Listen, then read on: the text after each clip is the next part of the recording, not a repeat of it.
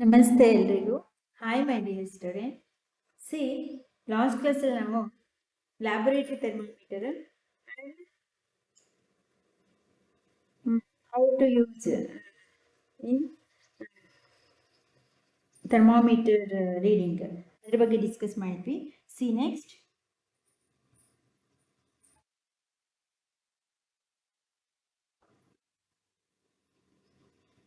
ಈ ಲ್ಯಾಬೊರೇಟರಿ ಥರ್ಮೋಮೀಟರ್ನ ಯಾವ ರೀತಿ ಹೇಗೆ ಯೂಸ್ ಮಾಡೋದು ಅದಕ್ಕೆ ಒಂದು ಆಕ್ಟಿವಿಟಿನ ಕೊಟ್ಟು ಎಕ್ಸಾಂಪಲ್ಸ್ ಮೂಲಕ ಅದನ್ನು ಎಕ್ಸ್ಪ್ಲೈನ್ ಮಾಡಿದ್ದಾರೆ. ಸಿ ಆಕ್ಟಿವಿಟಿ 3.4ನ ನೋಡಿ. Take some tap water in a beaker or mug.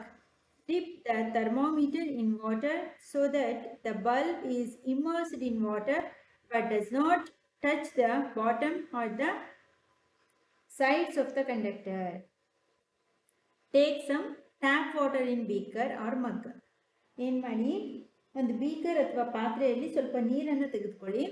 Drip the thermometer in water. ತಾಪಮಾಪಕ ಅಂದರೆ ಥರ್ಮಾಮೀಟರ್ನ ಏನು ಮಾಡಿ ಆ ನೀರೊಳಗೆ ಮುಳುಗಿಸಿ. So that the bulb is immersed in water but does not touch the bottom or sides of the container.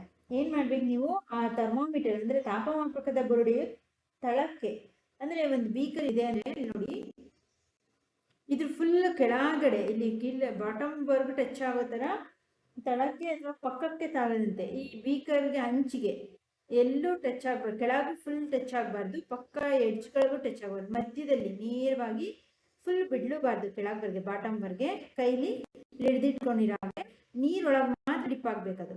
ಈ ಬೀಕರ್ಗೂ touch ಆಗಬಾರ್ದು, ಇದರ ಮೇಲೆ ಎಡ್ಜ್ಗೂ ಟಚ್ ಆಗಬಾರ್ದು, ಒಳಗಡೆ ಇಂದ ಕೆಳಗಡೆ ಟಚ್ ಆಗಬಾರ್ದು. ಆ ರೀತಿಯಾಗಿ ಅದನ್ನು ಏನು ಮಾಡಬೇಕು, ತಾಕದಂತೆ ಲಂಬವಾಗಿ ಸ್ಟ್ರೇಟ್ ಆಗಿ ಇಟ್ಕೋಬೇಕು. ಹೋಲ್ಡ್ ದ ಥರ್ಮಾಮೀಟರ್ ವರ್ಟಿಕಲಿ, ಅಂದರೆ ನೇರವಾಗಿ ಲಂಬವಾಗಿ ಇಟ್ಕೊಳ್ಳಿ. Observe the movement of mercury in the thermometer.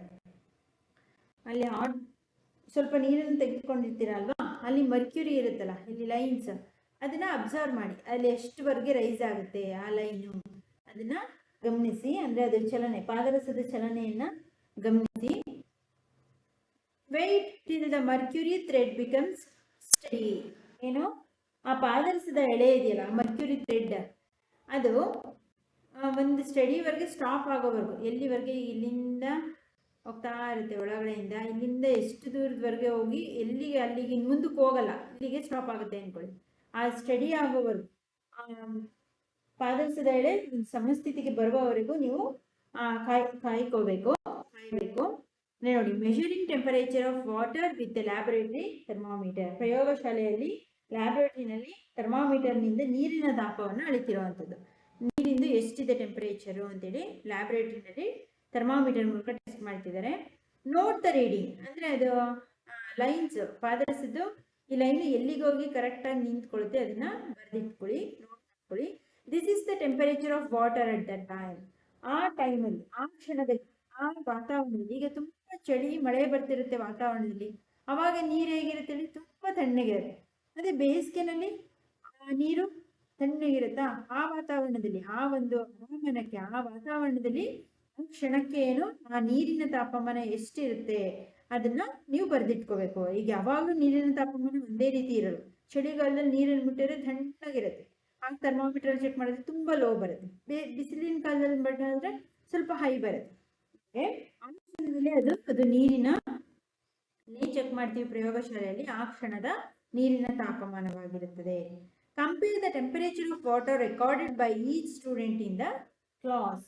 ಅಂದರೆ ಎಲ್ಲ ಸ್ಟೂಡೆಂಟ್ಸ್ಗಳು, ಪ್ರತಿ ವಿದ್ಯಾರ್ಥಿಯೂ ಸಹ ಆ ಒಂದು ನೀರಿನ ತಾಪದ ಅಳತೆಗಳನ್ನು ದಾಖಲಿಸೋದನ್ನು ಎಲ್ಲರೂ ಮಾಡುವಂತೆ ತಿಳಿಸಿ. ಅಂದರೆ ಎಲ್ಲರೂ ಅದನ್ನು ನೋಡ್ಕೋಬೇಕು. ಪ್ರತಿಯೊಬ್ಬರು ಸ್ಟೂಡೆಂಟು ಅದನ್ನು ಇದರಲ್ಲಿ ಡಿಪ್ ಮಾಡಿ ಎಷ್ಟು ಸ್ಟಡಿ ಆಗುತ್ತೆ, ಎಷ್ಟಕ್ಕೆ ನಿಲ್ಲುತ್ತೆ, ಅದನ್ನು ಪ್ರತಿಯೊಬ್ಬ ಎಲ್ಲ ಸ್ಟೂಡೆಂಟ್ ಕೈಲಿ ಇದನ್ನು ಮಾಡಿಸಿ ನೋಡಬೇಕು. ನೀವು ಸಹ ನಿಮ್ಮ ಸ್ಕೂಲ್ಗಳಲ್ಲಿ ನಿಮ್ಮ ಟೀಚರ್ಸ್ ಮಾಡಿಸಿದ್ರೆ ಅದನ್ನೊಂದ್ಸಲ ನೀವು ಸಹ ಹೋಗಿ ರೀಡಿಂಗ್ನ ಬರ್ಕೊಂಡು ಅದೆಷ್ಟಿದೆ ಆ ಲೈನ್ಸ್ ಎಲ್ಲ ನೋಡಿ ಭಯ ಪಟ್ಕೊಳ್ಳಾಗೆ ನೀವು ಸಹ ತಿಳಿಕೊಳ್ಳಿ. ನಿಮ್ಮ ಲ್ಯಾಬೊರೇಟರಿನಲ್ಲಿ ಟೀಚರ್ಸ್ ಇದ್ದರೆ ಮಾಡಿಸ್ತಾರೆ ಖಂಡಿತ. ಓಕೆನಾ? ಇಲ್ವಾ ನಿಮ್ಮನೇಲೆ ಈ ರೀತಿ ಥರ್ಮಾಮೀಟರ್ ಇದ್ರೆ ಒಂದು ನೀರಿನಲ್ಲಿ ಸಾಮಾನ್ಯವಾಗಿ ಇರ್ತಕ್ಕಂಥ ನೀರನ್ನು ಅದರೊಳಗಿಟ್ಟು ಎಷ್ಟು ಅದರ ಟೆಂಪರೇಚರ್ ಅಂತ ಚೆಕ್ ಮಾಡಿ. ಓಕೆನಾ? ಪ್ರತಿ ವಿದ್ಯಾರ್ಥಿಯು ಎಷ್ಟೆಷ್ಟು ದಾಖಲು ಮಾಡಿದ್ದಾರೆ, ಎಷ್ಟು ನೋಟ್ ಮಾಡಿದ್ದಾರೆ ಅಂತನ ತಿಳ್ಕೊಳ್ಳಿ. ಬೋಜೋ now understands why clinical thermometer cannot be used to measure high temperatures.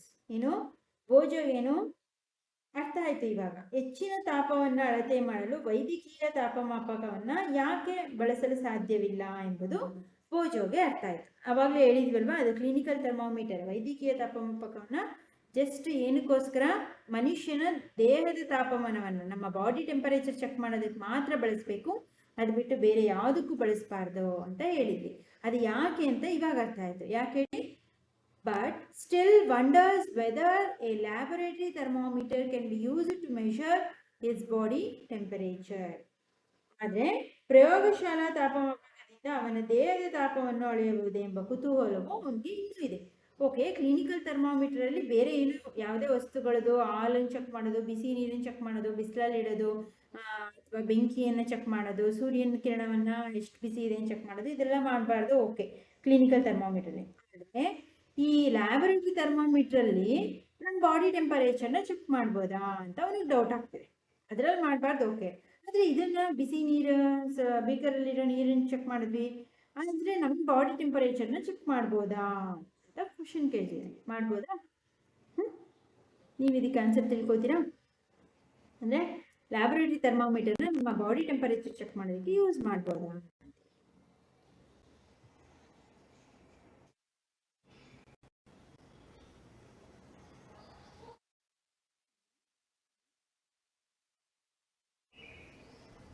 ಇಲ್ಲೊಂದಷ್ಟು ಇದನ್ನ ಕೊಟ್ಟಿದ್ದಾರೆ. ಇನ್ ಅಡಿಷನ್ ಅಂದರೆ caution. In addition to the precautions to be taken by reading a clinical thermometer the laboratory thermometer. ನೀವು clinical ಥರ್ಮೋಮೀಟರ್ನ ಮಾಡೋದಕ್ಕೂ ಮುಂಚೆ ಕೆಲವೊಂದು cautions, ಮುನ್ನೆಚ್ಚರಿಕೆ ಕ್ರಮಗಳನ್ನ ಓದಿದ್ರಿ. ಇಲ್ಲೂ ಅದೇ ರೀತಿ ಕೆಲವೊಂದು ಅಗತ್ಯ ಮುನ್ನೆಚ್ಚರಿಕೆಯ ಕ್ರಮಗಳು, ಈ ಪ್ರಯೋಗಶಾಲಾ ತಾಪಮಾಪಕವನ್ನು ಬಳಸಬೇಕಾದ್ರೆ ಕೆಲವೊಂದು ಮುನ್ನೆಚ್ಚರಿಕೆಗಳು ಇರುತ್ತವೆ. ಅಂದರೆ ಲ್ಯಾಬೊರೇಟರಿ ಥರ್ಮೋಮೀಟರ್ನು ಯಾವ ರೀತಿ ಬಳಸಬೇಕು ಅನ್ನೋದಕ್ಕೆ ಕೆಲವೊಂದು ಪ್ರಿಕಾಷನ್ಸ್ಗಳಿದೆ. ಯಾವ್ದ್ಯಾವುದು? Should be kept upright, not tilted. ಓರೆಯಾಗಿರೋದು ನೇರವಾಗಿರಲಿ. ಇಲ್ಲಿ ನೋಡಿ, ನೇರವಾಗಿ ಇಟ್ಕೊಂಡಿದ್ದಾರೆ, ಸುಮ್ಮನೆ ಓರೆಯಾಗಿ ಕೇಗೋ ಇಟ್ಟಿಲ್ಲ. ಈ ಲ್ಯಾಬೊರೇಟರಿ ಥರ್ಮೋಮೀಟರ್ನ ನೇರವಾಗಿ ಬಳಸಬೇಕು, ಓರೆಯಾಗಿ ಮಾಡಿದೆ. Bulb should be surrounded from all sides by the substances of which the temperature is to be measured. ಏನು ಬಲ್ಬ್, ಪಾದರಸದ ಬುರುಡೆಯನ್ನು ತಾಪವನ್ನು ಅಳೆಯಬೇಕಾದ ಪದಾರ್ಥದಿಂದ ಎಲ್ಲಾ ಬದಿಗಳಲ್ಲೂ ಆವರಿಸಲ್ಪಟ್ಟಿರಲಿ. ಆದರೆ the bulb should not touch the surface of the container. ಆ ಬಲ್ಬ್, ಪಾದರಸದ ಬುರುಡೆ ಇದೆಯಲ್ಲ, ಅದು ಯಾವುದಕ್ಕೆ ತಾಗಬಾರ್ದು? ಪಾತ್ರೆಯ ಮೇಲ್ಮೈಗೆ ತಾಗುವಂತಿರಬಾರದು. ಅಂದ್ರೆ ಪಾತ್ರೆಯ ಮೇಲ್ಮೈಗೆ ಪಾದರಸದ ಬುರುಡೆ ತಾಕಬಾರ್ದು. ಇದು ಬೀಕರ್ ಅಲ್ವಾ, ಇದ್ರ ಮೇಲ್ಮೈ, ಇದ್ರ ಪಾದರಸದ ಬುರುಡೆ ಇಲ್ಲಿ ಕೆಳಗಡೆನೂ ಟಚ್ ಆಗಬಾರ್ದು. ಇಲ್ಲಿ ಮೇಲ್ಮೈ ಇದೆಯಲ್ಲ, ಇಲ್ಲಿ ಯಾವುದಕ್ಕೂ ಇವುಗಳಿಗೆ ಟಚ್ ಆಗಬಾರ್ದು. ಅರ್ಥಾಯ್ತಾ? ಯಾವುದನ್ನು ನೀವು ಅಳತೆ ಮಾಡ್ತೀರೋ ಆ ಪದಾರ್ಥಕ್ಕೆ ಎಲ್ಲಾ ಬದಿಯಿಂದನೂ ಆವರಿಸಬೇಕು ಈ ಬುರುಡೆ. ಇದು ಪಾದರಸದ ಬುರುಡೆ ನೋಡಿ, ಇದು ನೀರೊಳಗೆ ಸಂಪೂರ್ಣವಾಗಿ ಆವರಿಸ್ಕೊಂಡಿರ್ಬೇಕು. ನೀರಿನ ತಾನೇ ಚೆಕ್ ಮಾಡ್ತಿರೋದು, ನೀರಿನ ತಾಪವನ್ನು ಅದರ ಒಳಗೆ ಸಂಪೂರ್ಣವಾಗಿ ಮುಳುಗಿರ್ಬೇಕು. ಅದು ಅರ್ಥ ಆಗ್ತಿದ್ಯಾ? ಅಂದ್ರೆ ಅದನ್ನು ಸಂಪೂರ್ಣವಾಗಿ ಆವರಿಸ್ಕೊಂಡಿರ್ಬೇಕು. ನೀರು ಯಾವ್ದನ್ನ ಚೆಕ್ ಮಾಡ್ತಿರ್ತೀವಿ, ಅದನ್ನ ನೀರನ್ನು ಚೆಕ್ ಮಾಡ್ತಿರ್ತೀವಿ, ಅದನ್ನ ಹಾಲನ್ನು ಚೆಕ್ ಮಾಡ್ತಿರ್ತೀವಿ, ಅಲ್ಲಿ ಮುಳುಗಿರ್ಬೇಕು ಪಾದರಸದ ಬುರುಡೆ. ಆಯ್ತಾ? ಥರ್ಮೋಮೀಟರ್ನ ಪಾದರಸದ ಬುರುಡೆ. ಅದು ಬಿಟ್ಟು ಈ ಬೀಕರಿಗೆ ಟಚ್ ಆಗೋದು ಅಥವಾ ಈ ಕೆಳಗಡೆ ಟಚ್ ಆಗೋದು ಮಾಡಿದ್ರೆ ಅದು ಅಲ್ಲಿಯ ರೀಡಿಂಗ್ನ ಪಾದರಸ ತಗೊಳ್ಬೋದು. ಇದು ಪಾದರಸದ ಬುರುಡೆ ಎಲ್ಲಿರುತ್ತೋ ಅದರ ರೀಡಿಂಗು ಇಲ್ಲಿ ಅಪ್ರೈಟ್ ಆಗುತ್ತೆ. ಓಕೆನಾ? ಸೊ ಹಾಗಾಗಿ ಮತ್ತೆ ಯಾವುದೇ ಇತರ ಪದಾರ್ಥಗಳಿಗೆ ತಾಗಬಾರ್ದು. ಯಾವ ವಸ್ತುಗಳನ್ನು ನಾವು ಅಳೆಯಬೇಕಾಗಿರುತ್ತದೋ ಆ ವಸ್ತುವನ್ನು ಆವರಿಸಬೇಕು.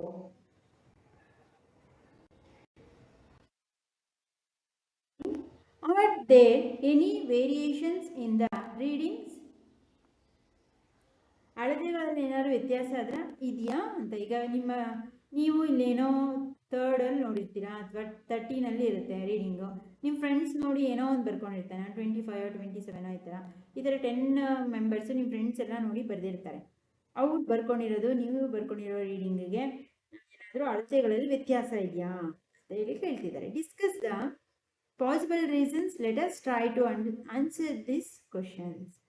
ಇದಕ್ಕೆ ಸಾಧ್ಯವಾದ ಕಾರಣವನ್ನು ನೀವು ಡಿಸ್ಕಸ್ ಮಾಡಿ ಅದಕ್ಕೆ ಉತ್ತರವನ್ನು ಕಂಡುಕೊಳ್ಳಿ. ಯಾಕೆ ವೇರಿಯೇಷನ್ ಇರುತ್ತೆ ಅಂದರೆ ಕೆಲವೊಂದ್ಸಲ ನೀರಿನ ತಾಪಮಾನ ಒಂದೇ ಸಮ ಇರಬೇಕು ಅಂತಿಲ್ಲ. ವಾತಾವರಣದ ಉಷ್ಣತೆಯ ಮೇಲೆ ಅದರ ತಾಪಮಾನವು ಬದಲಾಗ್ತಿರುತ್ತೆ. ಹಾಗಾಗಿ ಸಮಾನ ಬೇಕು ಅಂತ ಏನಿರಲ್ಲ, ವೇರಿ ಆಗುತ್ತೆ. ಓಕೆನಾ? Okay, C next. ಅದೇ ರೀತಿ ಇನ್ನೊಂದು ಎಕ್ಸಾಂಪಲ್ನ ಆಕ್ಟಿವಿಟಿ ಮೂಲಕ ಕೊಟ್ಟಿದ್ದಾರೆ. ಆಕ್ಟಿವಿಟಿ 3.5ನ ನೋಡಿ. Take some hot water in a beaker or a mug. ಇಲ್ಲೇನು ಸಾಮಾನ್ಯ ನೀರನ್ನು ತಗೊಂಡಿದ್ವಿ. ಅದು ಈಗ ನಾವೆಲ್ಲ ಕುಡಿಯೋದಕ್ಕೆ ತುಂಬ ತಣ್ಣಗೂ ಇರಲ್ಲ, ತುಂಬ ಬಿಸಿನೂ ಇರಲ್ಲ. ಇದು ಸಾಮಾನ್ಯ ನೀರು, ಆಯ್ತಾ? ಸ್ವಲ್ಪ ನೀರನ್ನು ತೊಗೊಂಡಿದ್ವಿ. ಆದರೆ ನೆಕ್ಸ್ಟ್ ಆಕ್ಟಿವಿಟಿಲಿ ಏನು ಮಾಡಿದ್ದಾರೆ, ಹಾಟ್ ವಾಟರ್ನ ತಗೋಬೇಕಾದ್ರೆ ಬಿಸಿ ನೀರನ್ನು ತೆಗೆದುಕೊಳ್ಳಿ. ಗೊತ್ತಾಯ್ತಾ? Dip the thermometer in water till the mercury thread become steady and note the temperature. ಇಲ್ಲಿ ಏನು ಪ್ರಯೋಗ ಮಾಡಿದ್ವಿ, ಇದೇ ಎಕ್ಸ್ಪೆರಿಮೆಂಟ್ನ ಹಾಟ್ ವಾಟರ್ಗೆ ಮಾಡ್ತಾ ಇದ್ದಾರೆ. ಗೊತ್ತಾಯ್ತಾ? ಬೀಕರಲ್ಲಿ ಬಿಸಿ ನೀರನ್ನು ತೆಗೆದುಕೊಂಡು ಸೇಮ್ ಥರ್ಮಾಮೀಟರ್ ತಾಪಮಾಪಕದ ಬುರುಡೆ, ಪಾದರಸೆಯ ಬುರುಡೆ ಏನು ಮಾಡಬೇಕು, ಸಮಸ್ಥಿತಿಗೆ ಬರೋವರೆಗೂ ನೀರಿನಲ್ಲಿ ಅದ್ದಿ, ನೀರಿನಲ್ಲಿ ಮಾತ್ರ ಟಚ್ ಆಗಂಗಿರಬೇಕು. ಅದು ಸಮಸ್ಥಿತಿಗೆ, ಅದರ ಪಾದರಸದ ಎಳೆ ಸಮಸ್ಥಿತಿಗೆ ಬರೋವರೆಗೂ ಕಾಯ್ದು ಗುರುತಿಸ್ಕೊಳ್ಳಬೇಕು.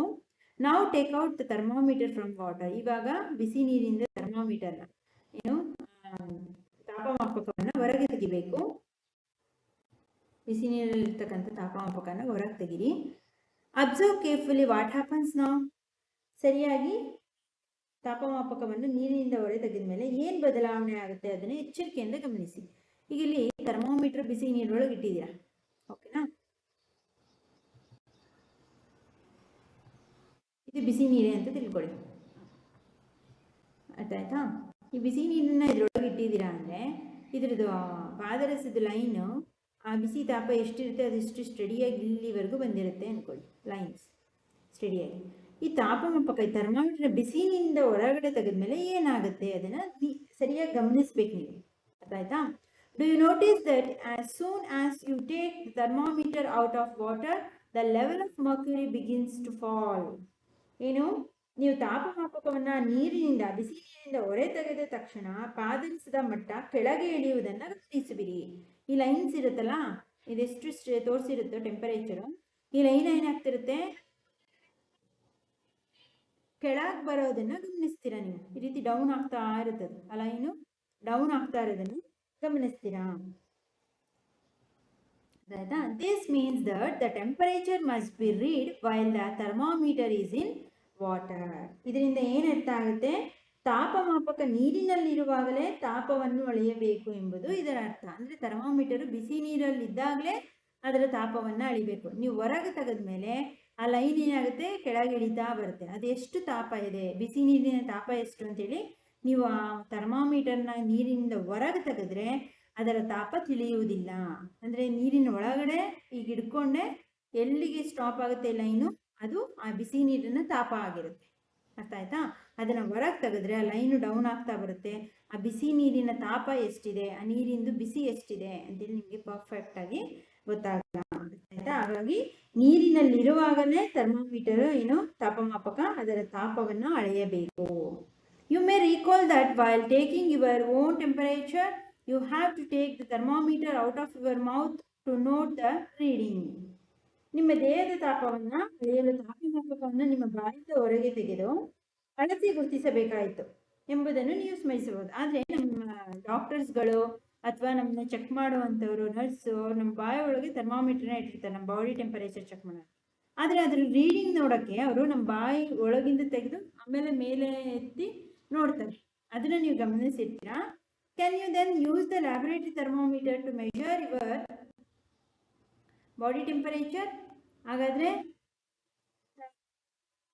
ಪ್ರಯೋಗಶಾಲಾ ತಾಪಮಾಪಕ ಲ್ಯಾಬೊರೇಟರಿ ಥರ್ಮಾಮೀಟರ್ನ ನಿಮ್ಮ ದೇಹದ ತಾಪಮಾನವನ್ನು ಅಳೆಯಲು ಬಳಸ್ಬೋದಾ ಅಂತ ಕೇಳ್ತಿದ್ದಾರೆ.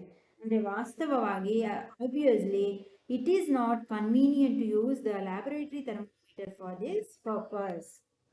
ಏನು, ವಾಸ್ತವವಾಗಿ ಪ್ರಯೋಗಶಾಲಾ ತಾಪಮಾಪಕವನ್ನು ಈ ಉದ್ದೇಶಕ್ಕೆ ಬಳಸುವುದು ಯೋಗ್ಯವಲ್ಲ. ಯಾಕಂದರೆ ಲ್ಯಾಬೊರೇಟರಿ ಥರ್ಮಾಮೀಟರಲ್ಲಿ ಏನಾಗುತ್ತೆ, ನಾವು ಬಿಸಿ ನೀರಿನ ತೆಗೆದ ತಕ್ಷಣ ಅದ್ರ ರೀಡಿಂಗ್ ಡೌನ್ ಆಗುತ್ತೆ. ಅಂದರೆ ನಮ್ಮ ಬಾಯೊಳಗಿಂದ ಬಾಯೊಳಗಿಟ್ಟು ನಮ್ಮ ದೇಹದ ಟೆಂಪರೇಚರ್ ಎಷ್ಟಿದೆ ಅಂತ ಚೆಕ್ ಮಾಡಿ ಆಮೇಲೆ ನೋಡ್ತಾರೆ ಬೇರೆದು ಕ್ಲಿನಿಕಲ್ ಥರ್ಮಾಮೀಟ್ರಲ್ಲಿ. ಆದರೆ ಇದನ್ನಿಟ್ಟು ಹೊರಗೆ ತೆಗೆದ ತಕ್ಷಣ ಡೌನ್ ಆಗಿಬಿಟ್ರೆ ನಮ್ಮ ದೇಹದ ತಾಪಮಾನ ಎಷ್ಟಿದೆ ಅಂತ ಗೊತ್ತೇ ಆಗಲ್ಲ. ಸೊ ಹಾಗಾಗಿ ಪ್ರಯೋಗಶಾಲೆಯಲ್ಲಿ ಲ್ಯಾಬೊರೇಟರಿನಲ್ಲಿ ಬಳಸುವಂಥ ಥರ್ಮೋಮೀಟರ್ನ ನಮ್ಮ ಬಾಡಿ ಟೆಂಪರೇಚರ್ ಚೆಕ್ ಮಾಡೋದಕ್ಕೆ ಬಳಸಲ್ಲ. ಮೊದಲೇ ಓದಿದ್ದೀವಿ, ಹವಾಮಾನವನ್ನು ಚೆಕ್ ಮಾಡೋದಕ್ಕೆ ಬೇರೆ ಥರ್ಮೋಮೀಟರು, ಲ್ಯಾಬೊರೇಟರಿ ಇದಕ್ಕೆ ಬೇರೆ ಬೇರೆ ಡಿಫ್ರೆಂಟ್ ಬೇರೆ ಬೇರೆ ವಿಧದ ಥರ್ಮೋಮೀಟರ್ಸ್ಗಳಿವೆ ಅಂತೇಳಿ. ಹಾಗಾಗಿ ಈ ಲ್ಯಾಬೊರೇಟರಿ ಥರ್ಮೋಮೀಟರ್ನ ಬಾಡಿ ಟೆಂಪರೇಚರ್ ಚೆಕ್ ಮಾಡೋದಕ್ಕೆ ಬಳಸಲ್ಲ. ಅರ್ಥ ಆಯ್ತಾ? ಇಲ್ವನ್ ನೋಡಿ, Boja wonders why the level of mercury should change at all when the bulb of the thermometer is brought in contact with another object. ಅಂದರೆ ಥರ್ಮೋಮೀಟರು ಮತ್ತೊಂದು ವಸ್ತುವಿನ ಸಂಪರ್ಕಕ್ಕೆ ಬಂದಾಗ ಪಾದರಸದ ಮಟ್ಟ ಏಕೆ ಬದಲಾಗಬೇಕು ಎಂಬುದು ಪೂಜಾವನ ಕುತೂಹಲ. ಅಂದರೆ ಬಿಸಿ ನೀರೊಳಗೆ ಇತ್ತು ಥರ್ಮೋಮೀಟರ್ ಅಲ್ವಾ, ಇದನ್ನು ಹೊರಗೆ ತೆಗೆದ ತಕ್ಷಣ ಆ ಟೆಂಪರೇಚರ್ನಾಗೆ ಯಾಕದು ಬದಲಾಗಬೇಕು ಅಂತ ಒಂದು ಪ್ರಶ್ನೆ ಕೇಳ್ತಿದ್ದಾನೆ. ಬೇರೆ ಒಂದು ಸಂಪರ್ಕಕ್ಕೆ, ಗಾಳಿಯ ಸಂಪರ್ಕಕ್ಕೆ, ನೀರಿನಲ್ಲಿ ಇದ್ದಿದ್ದು ಗಾಳಿ ಸಂಪರ್ಕಕ್ಕೆ ಬಂದ ತಕ್ಷಣ ಯಾಕೆ ಅದರ ಮಟ್ಟ ಬದಲಾಗಬೇಕು? Why does the mercury not fall or rise in clinical thermometer when taken out of the mouth? ಅಂದರೆ ನಮ್ಮ ಬಾಡಿ ಚೆಕ್ ಮಾಡೋದಕ್ಕೆ ಕ್ಲಿನಿಕಲ್ ಥರ್ಮೋಮೀಟರ್ ಬಳಸ್ತಾರಲ್ಲ, ವೈದ್ಯಕೀಯ ತಾಪಮಾಪಕ, ಅದನ್ನು ನಮ್ಮ ಬಾಯಿಂದ ಹೊರ ತೆಗೆದಾಗ ಪಾದರಸದ ಮಟ್ಟದಲ್ಲಿ ಯಾವುದೇ ಇಳಿಕೆಯಾಗಲ್ಲ ಅಥವಾ ಏರಿಕೆಯಾಗಲ್ಲ, ಯಾಕೆ?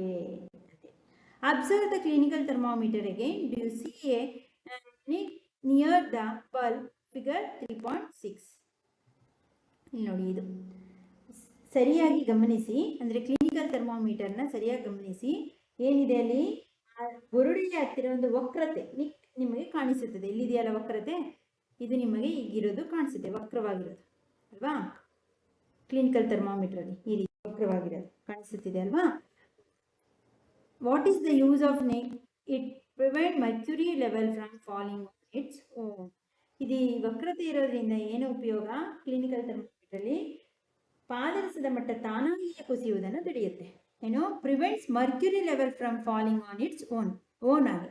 ಆ ಕ್ಲಿನಿಕಲ್ ಥರ್ಮೋಮೀಟ್ರಲ್ಲಿ ಅದು ತಾನಾಗಿ ಮರ್ಕ್ಯುರಿ ಲೆವೆಲ್, ಈ ಲೈನ್ಸ್ ಇರುತ್ತಲ್ಲ, ಈ ಲೈನಾ ಇಲ್ಲಿ ನೋಡಿ, ಈ ಲೈನ್ ಈ ರೀತಿ ಹೋಗಿರುತ್ತೆ, ಬ್ಲ್ಯಾಕ್ ಲೈನ್, ಅದು ತಾನಾಗಿ ಡೌನ್ ಆಗದಂತೆ ಅದನ್ನು ತಡೆಯುತ್ತದೆ ಈ ವಕ್ರತೆ. ಅರ್ಥ ಆಯ್ತಾ? ಇಲ್ಲ, ಇನ್ನು ಇಲ್ಲಿಗೆ ಬಂದಿದ್ರೆ ಡೌನ್ ಹೋಗಬಾರ್ದು, ಇದನ್ನ ತಡೆಯುತ್ತದೆ. ಅರ್ಥ ಆಯ್ತಾ? So there is a lot of concern over the use of mercury in thermometers. ಅಂದರೆ ತಾಪಮಾಪಕದಲ್ಲಿರುವ ಪಾದರಸವನ್ನು ಸಾಕಷ್ಟು ಎಚ್ಚರಿಕೆಯಿಂದ ಬಳಸಬೇಕು. ನಾವು ತುಂಬ ಕನ್ಸರ್ನ್ ಆಗಿ ಬಳಸಬೇಕು ಮರ್ಕ್ಯುರಿಯನ್ನು. ಸುಮ್ಮನೆ ಹೇಗೋ ಏನೋ ಬಳಸ್ತೀವಲ್ಲ ಆ ರೀತಿ ಬಳಸಬಾರ್ದು. ಯಾಕೆ ಹೇಳಿ? ಮರ್ಕ್ಯುರಿ, ಪಾದರಸ ಅನ್ನೋದು, mercury is a toxic substance and is very difficult to dispose of it if a thermometer breaks. ಅಂದರೆ ಪಾದರಸ ಎಂಬುದು ಒಂದು ವಿಷಕಾರಿ ಪದಾರ್ಥ. ಅದನ್ನು ಕೈಯಲ್ಲಿ ಮುಟ್ಟಿ ಅದು ಹ್ಯಾಂಡ್ ವಾಶ್ ಮಾಡದೆ ಚೆನ್ನಾಗಿ ಪಾದರಸನ ಒಡೆದೋಗ್ಬಿಟ್ಟಿರುತ್ತೆ. ಬರೀ ಕೈಯಲ್ಲಿ ಮುಟ್ಟಿರ್ತೀರ ಪಾದರಸವನ್ನು, ಅದರಲ್ಲಿ ಆಹಾರ ತಿನ್ನಕ್ಕೆ ಹೋಗೋದು, ನೀರು ಕುಡಿಯೋಕೆ ಹೋಗೋದು, ಎಲ್ಲ ಟಚ್ ಮಾಡ್ಕೊಳ್ಳೋದು, ಈ ರೀತಿ ಎಲ್ಲ ಮಾಡಬಾರ್ದು. ಯಾಕಂದರೆ mercury is a toxic substances, ಒಂದು ವಿಷಕಾರಿ ವಸ್ತು ಅದು. And difficult to dispose of its thermometer break. ಒಂದು ವೇಳೆ ಈಗ ಸಾಮಾನ್ಯ ಹೆಚ್ಚಿಗೆ ಎಲ್ಲೂ ಬಳಸಲ್ಲ, ಆದರೆ ಥರ್ಮೋಮೀಟ್ರಲ್ಲಿ ಇರ್ತಕ್ಕಂಥ ಈ ಪಾದರಸವನ್ನು ಥರ್ಮೋಮೀಟರ್ ಒಡೆದೋಗಿ ಆ ಪಾದರಸ ಏನಾದ್ರು ಕೆಳಗೆ ಚೆಲ್ಬಿಡ್ತು ಅಂದ್ಕೊಳ್ಳಿ, ಅದು ನೀರಿನ ಗುಳ್ಳೆ ಥರ, ಕೈಗೂ ಸಿಗಲ್ಲ, ಕೈಯಲ್ಲಿ ಎತ್ಕೊಳ್ಳೋಕ್ಕೂ ಆಗಲ್ಲ, ಆ ಥರ ವಾಟರ್ ಬಾಲ್ ಥರ ಇರುತ್ತದೆ. ಒಳ್ಳೆ ಪಳಪಳ ಹೊಳೆಯುವಂತಹ ಬೆಳ್ಳಿ ಬಾಲ್ ಥರ ಪಾದರಸ ಅಂದ್ರೆ ಅದು ಎಲ್ಲ ಕಡೆ ಹರಡ್ತಿರುತ್ತದೆ. ಮುಟ್ಟಿದ್ರೆ ಅದೇ ಮತ್ತೆ ಸಣ್ಣ ಸಣ್ಣ ಗುಳ್ಳೆಗಳ ಬಾಲ್ ಥರ ಆಗ್ಬಿಡುತ್ತೆ. ಅದನ್ನು ನೀವು ವಿಲೇವಾರಿ ಮಾಡುವುದು ತುಂಬ ಕಷ್ಟ. ಹಾಗಾಗಿ ಥರ್ಮೋಮೀಟ್ರ್ ಪಾದರಸದಲ್ಲಿ ಏನಾದ್ರು ಥರ್ಮೋಮೀಟ್ರ್ ಒಡೆದೋದ್ರೆ ಈ ಪಾದರಸ ಚೆಲ್ಲೋಗುತ್ತೆ, ಅದನ್ನು ಡಿಸ್ಪೋಸ್ ಮಾಡೋದು ಬಹಳ ಕಷ್ಟ. ಹಾಗಾಗಿ these days digital thermometers are available which do not use mercury. ಇದು ತುಂಬ ವಿಷಕಾರಿಯಾಗಿರೋದ್ರಿಂದ ಮತ್ತು ಅದನ್ನು ವಿಲೇವಾರಿ ಮಾಡೋದು ಕೈಗೂ ಸಿಗಲ್ಲ, ಅದು ಕೈಯಲ್ಲಿ ಎತ್ಕೊಳ್ಳೋಕ್ಕಾಗಲ್ಲ, ಈ ರೀತಿ ಕಷ್ಟ ಇರೋದ್ರಿಂದ ಇತ್ತೀಚಿನ ದಿನಗಳಲ್ಲಿ ಥರ್ಮೋಮೀಟರ್ ಅಂದರೆ ಈ ತಾಪಮಾಪಕದಲ್ಲಿ ಈ ಪಾದರಸವನ್ನು ಬಳಸ್ತಿಲ್ಲ. ಪಾದರಸವನ್ನು ಬಳಸದೇ ಇರ್ತಕ್ಕಂತಹ ಡಿಜಿಟಲ್ ತಾಪಮಾಪಕಗಳನ್ನ, ಇಲ್ಲಿ ಚಿತ್ರದಲ್ಲಿ ಇದೆಯಲ್ಲ, ಇದು ಈ ರೀತಿಯಾದಂತಹ ಡಿಜಿಟಲ್ ತಾಪಮಾಪಕಗಳನ್ನು ಬಳಸ್ತಿದ್ದಾರೆ. ಆಯ್ತಾ? ಪಾದರಸ ಯೂಸ್ ಮಾಡದೆ ತಾಪಮಾಪಕಗಳನ್ನು ತಯಾರು ಮಾಡಿ. ಆಯ್ತಾ? ಓಕೆ ಮೈ ಡಿಯರ್ ಸ್ಟೂಡೆಂಟ್, ಇಷ್ಟರಲ್ಲಿ ಕ್ಲಾಸಲ್ಲಿ 3.4 ಇಂದ ಕಂಟಿನ್ಯೂ ಮಾಡೋಣ. ಏನಾದ್ರು ಡೌಟ್ಸ್ ಇತ್ತು, ಅರ್ಥ ಆಗಲಿಲ್ಲ ಅಂದರೆ ಅದನ್ನು ಡಿಸ್ಕ್ರಿಪ್ಷನಲ್ಲಿ ಕಮೆಂಟ್ ಮಾಡಿ. ಆ್ಯಂಡ್ ಆದಷ್ಟು ವೀಡಿಯೋಸ್ನ ನಿಮ್ಮೆಲ್ಲ friends, English medium, Kannada medium ಎಲ್ರಿಗೂ ಶೇರ್ ಮಾಡಿ, ಅವರು ಈಸಿಯಾಗಿ ಅರ್ಥ ಮಾಡ್ಕೊಂಡು ಕಲ್ತ್ಕೊಳ್ಳಿ. ಓಕೆ, ಹೋಮ್ವರ್ಕ್ ಕ್ವಶನ್ಸ್ ತೊಗೊಳ್ಳಿ. ಯಾವುದೇ ಹೋಮ್ವರ್ಕ್ ಕ್ವಶನ್ಸ್ ಆದರೂ ನೀವೇ ಲೆಸನ್ನ 2-3 ಟೈಮ್ ಆಡಿಯೋನ ಕೇಳಿ ನೀವೇ ಆನ್ಸರ್ ಮಾಡೋಕ್ಕೆ ಟ್ರೈ ಮಾಡಿ. ಟೆಕ್ಸ್ಟ್ ಬುಕ್ನ ರೀಡ್ ಮಾಡಿ ಆದಷ್ಟು. ಇಲ್ಲೇ ಕೊಡ್ತೀನಿ. How to check the water temperature in laboratory thermometer. ಅದಕ್ಕೆ ಈ ಆ್ಯಕ್ಟಿವಿಟಿ ಫುಲ್ ಬರೀಬೇಕು. And how to check hot water in laboratory thermometer. ಅದಕ್ಕೆ ಈ ಆ್ಯಕ್ಟಿವಿಟಿನ ಬರೀಬೇಕು. ಬಿಸಿ ನೀರನ್ನು ಲ್ಯಾಬ್ರೇಟರಿ ಥರ್ಮಾಮೀಟರಿಂದ ಹೇಗೆ ಚೆಕ್ ಮಾಡ್ತೀರಾ ಅಂತ ಫುಲ್ ಆ್ಯಕ್ಟಿವಿಟಿ ಬರೀರಿ. And why the laboratory thermometer is not used to check human body temperature. ಯಾಕೆ ಲ್ಯಾಬೊರೇಟರಿ ಥರ್ಮಾಮೀಟರ್ನ ಬಾಡಿ ಟೆಂಪರೇಚರ್ ಚೆಕ್ ಮಾಡೋಕ್ಕೆ ಯೂಸ್ ಮಾಡಲ್ಲ? ಅದಕ್ಕೆ ಇಲ್ಲೇ ನಿಮಗೆ ಸಿಗುತ್ತೆ. ಯಾಕಂದರೆ ಇಲ್ಲಿ ನೋಡಿ, ಲ್ಯಾಬೊರೇಟರಿ ಥರ್ಮಾಮೀಟರ್ ಏನಾಗುತ್ತೆ, ಫಾಲ್ ಆಗಿಬಿಡುತ್ತೆ ಅದರದ್ದು ರೀಡಿಂಗ್ ತೊಗೊಳಕ್ಕೆ ಹೋದರೆ. ಅರ್ಥ ಆಯ್ತಾ? ಇಲ್ಲಿ ನೋಡಿ, ಮೌತಿಗೆ ಇಟ್ಟರೆ ರೀಡಿಂಗ್ ಮಾಡೋಕ್ಕಾಗಲ್ಲ, ಟೆಂಪರೇಚರ್ ಗೊತ್ತಾಗುತ್ತೆ, ಫಾಲ್ ಆಗಿಬಿಡುತ್ತೆ, ಹಾಗಾಗಿ ಮಾಡಲ್ಲ. ಆ್ಯಂಡ್ ಅದೇ ರೀತಿ ಇಲ್ಲೂ ಕ್ವಶನ್ ಇದೆ. Clinical thermometer when taken out of our mouth, why the mercury is not fall. ನಮ್ಮ ಬಾಯೊಳಗೆ ಕ್ಲಿನಿಕಲ್ ಥರ್ಮಾಮೀಟರ್ ಇಟ್ಟಾಗ ಮರ್ಕ್ಯೂರಿ ಲೆವೆಲ್ಲು ಯಾಕೆ ಫಾಲ್ ಆಗಲ್ಲ ಅಂತ. ಅದಕ್ಕೆ ಇಲ್ಲಿ ಇದೇ ಆನ್ಸರು. ಇದು ಸಿಗುತ್ತೆ ನಿಮಗೆ, ಇಲ್ಲೂ ಸಿಗುತ್ತೆ, ಇದೇ ಆನ್ಸರು. ಸಾರಿ, ಇದೆಲ್ಲ ಇದು ಇರುತ್ತೆ. ಇಲ್ಲಿಂದ ಇಷ್ಟು ಬರೆಯೋದು. Because prevents mercury level from falling on its own. ಇಷ್ಟು ಅಂದರೆ ನಿಕ್ ಇಲ್ಲಿಂದ ಬರಿಬೇಕು. ದ ಯೂಸ್ ಆಫ್ ನಿಕ್ ಇಲ್ಲಿಂದ. ಓಕೆನಾ? ಇದು 4th ಕ್ವಶನು. ಯಾಕೆ ಲ್ಯಾಬೊರೇಟರಿ ಥರ್ಮಾಮೀಟರ್ನ ಬಾಡಿ ಟೆಂಪರೇಚರ್ ಚೆಕ್ ಮಾಡೋದಕ್ಕೆ ಬಳಸಲ್ಲ? ಅದು ಒಂದು question. Why the laboratory thermometer not use to check human body temperature. ಅದು ಬಂದು ಅದಕ್ಕೂ ಆನ್ಸರ್ ಬಂದ್ವಿ. Not laboratory thermometer, why the laboratory thermometer not use to measure your body temperature. ಅದೊಂದು question. As like clinical thermometer when taken out of our mouth, the mercury is not fall. Why? Even though, and why nowadays not available